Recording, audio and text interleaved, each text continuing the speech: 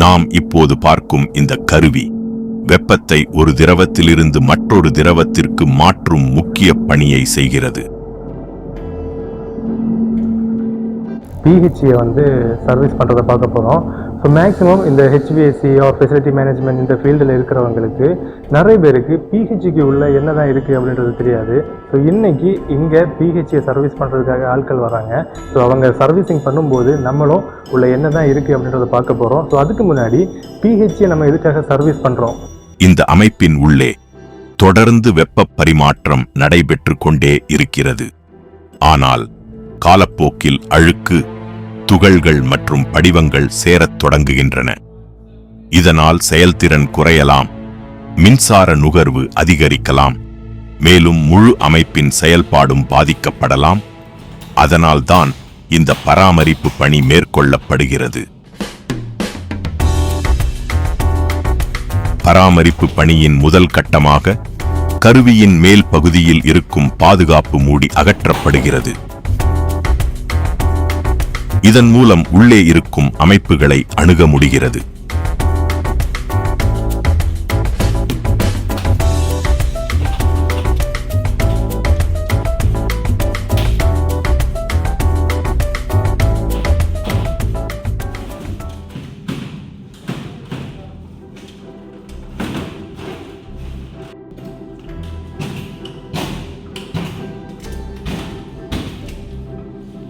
அதன் பிறகு இணைப்பு இருக்கிகள் மெதுவாக தளர்த்தப்படுகின்றன.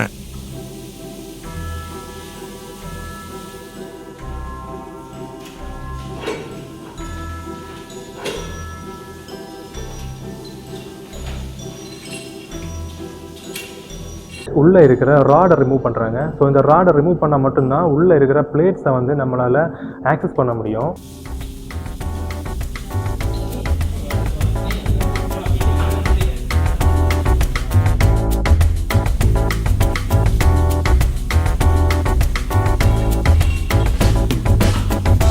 ஒவ்வொரு செயல்பாடும் மிகுந்த கவனத்துடனும் பாதுகாப்புடனும் மேற்கொள்ளப்படுகிறது. ஏனெனில் இந்த அமைப்பின் ஒவ்வொரு பகுதியும் துல்லியமாக செயல்பட வேண்டியது அவசியம்.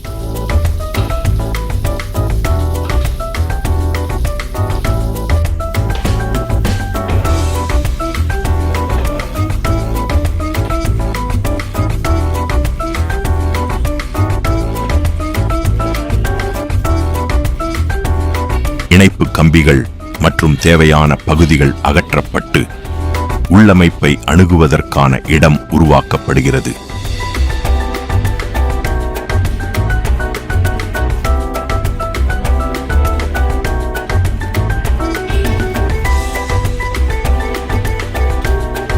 இப்போது நகரும் சட்டகம் திறக்கப்பட்டு உள்ளே இருக்கும் தகடுகள் வெளிப்படுத்தப்படுகின்றன.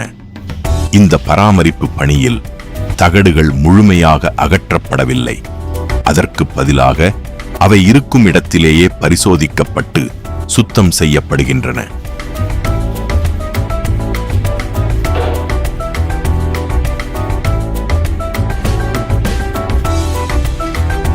ஒவ்வொரு தகடும் மெதுவாக நகர்த்தப்பட்டு அதன் நிலை ஆய்வு செய்யப்படுகிறது. இதன்போது படிந்திருக்கும் அழுக்குகள், துகள்கள் மற்றும் படிவங்கள் தெளிவாக காணப்படுகின்றன. அண்ட் அதுக்கப்புறமா இவங்க என்ன பண்ணுறாங்க அப்படின்னா ஒரு பெரிய ஷீட்டை யூஸ் பண்ணி பிஹெச்சி கவர் பண்ணுறாங்க. எதுக்கு அப்படின்னா ஹை ப்ரெஷரில் வர வாட்டர் இந்த ஷீட்டை, அதாவது இந்த பிளேட்ஸை அவங்க க்ளீன் பண்ணும்போது இதில் இருக்கிற டஸ்ட்டு அப்புறம் அழுக்கு எல்லாமே ரொம்ப ஃபோர்ஸாக வெளியே தெரிக்கும்.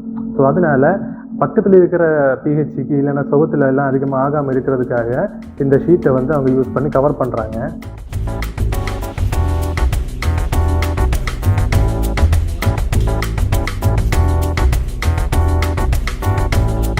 அதன் பிறகு அதிக அழுத்தம் கொண்ட நீரை பயன்படுத்தி தகடுகள் சுத்தம் செய்யப்படுகின்றன.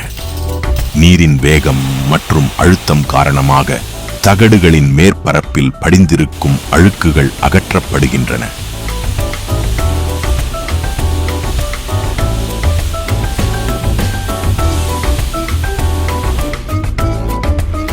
மெல்ல மெல்ல தகடுகள் தங்களின் இயல்பான சுத்தமான நிலைக்கு திரும்பத் தொடங்குகின்றன.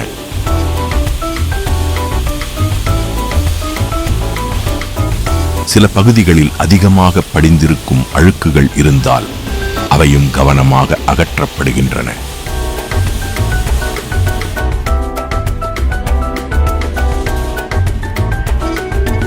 சுத்தம் செய்யும் பணியின் போது வெளியேறும் அழுக்கு நீர் மற்றும் கழிவுகளும் அகற்றப்படுகின்றன. கருவியின் உள்ளே மட்டுமல்லாமல் அதை சுற்றியுள்ள பணியிடமும் சுத்தமாக பராமரிக்கப்படுகிறது.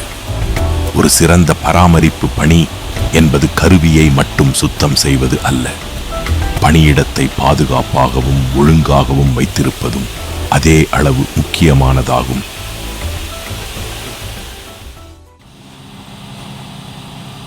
சுத்தம் மற்றும் பராமரிப்பு பணிகள் முடிந்த பிறகு தகடுகளின் அமைப்பு மீண்டும் ஒரு முறை கவனமாக ஆய்வு செய்யப்படுகிறது.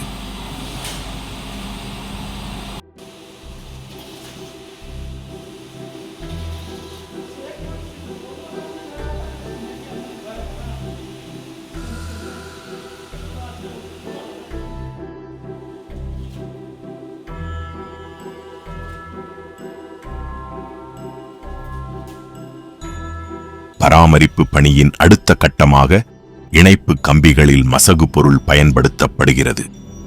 இதன் மூலம் நகரும் பகுதிகள் சீராக செயல்பட உதவுகிறது.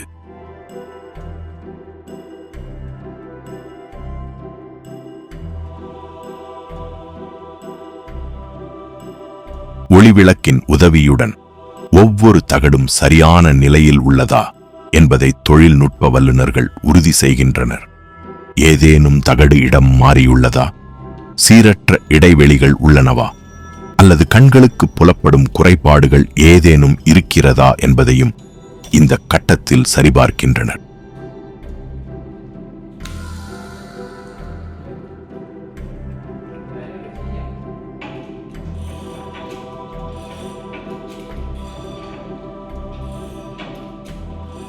சிறப்பு அழுத்த கருவியின் உதவியுடன் இணைப்பு கம்பிகள் படிப்படியாக இறுக்கப்படுகின்றன.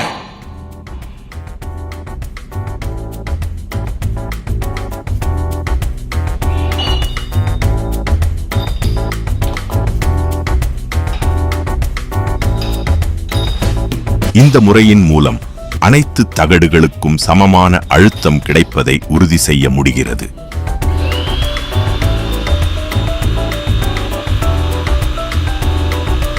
சரியான அளவிலான இறுக்கம் கிடைப்பது கருவியின் செயல்திறனுக்கும் பாதுகாப்பான இயக்கத்திற்கும் மிகவும் அவசியமானதாகும்.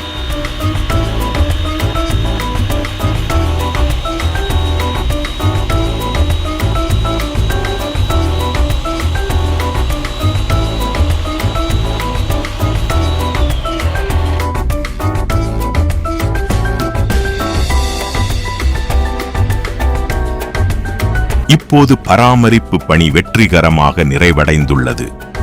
சுத்தம் செய்யப்பட்ட தகடுகள், ஆய்வு செய்யப்பட்ட அமைப்புகள் மற்றும் துல்லியமாக இறுக்கப்பட்ட இணைப்புகள் ஆகியவை கருவியை மீண்டும் முழு திறனுடன் செயல்பட தயாராக்குகின்றன. இவ்வாறான காலமுறை பராமரிப்புகள் செயல்திறனை அதிகரிப்பதோடு மட்டுமல்லாமல் கருவியின் ஆயுளையும் நீட்டிக்கின்றன. இந்த வீடியோ உங்களுக்கு புது விஷயங்கள் கற்றுக் கொடுத்துருக்கும் அப்படின்னு நம்புகிறேன். ஸோ இந்த வீடியோ பிடிச்சிருந்தா லைக் பண்ணுங்கள், உங்கள் ஃப்ரெண்ட்ஸ் கூட ஷேர் பண்ணுங்கள், மறக்காமல் சப்ஸ்கிரைப் பண்ணுங்கள். அண்ட் நெக்ஸ்ட் வீடியோவில் உங்களை சீக்கிரமாகவே வந்து சந்திக்கிறேன். அது வரைக்கும் டேக் கேர், பாய்.